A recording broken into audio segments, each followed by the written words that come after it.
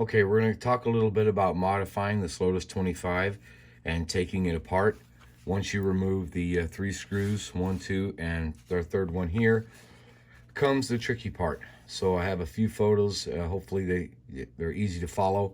What you're going to do is once you take that apart, this body, this is going to want to lift off like this.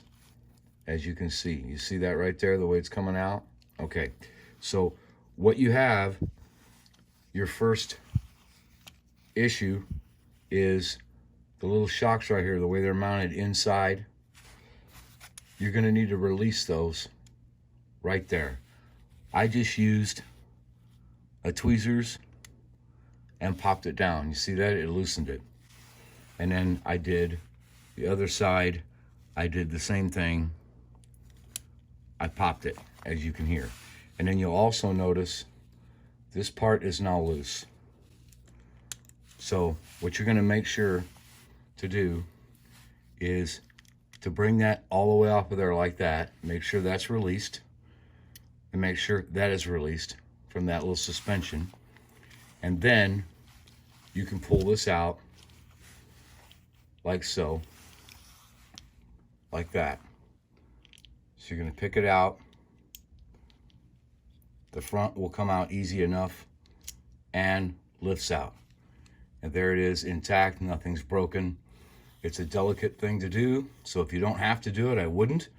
But for those of you wanting to do some tuning, you're gonna want to do that. So now we have this taken apart.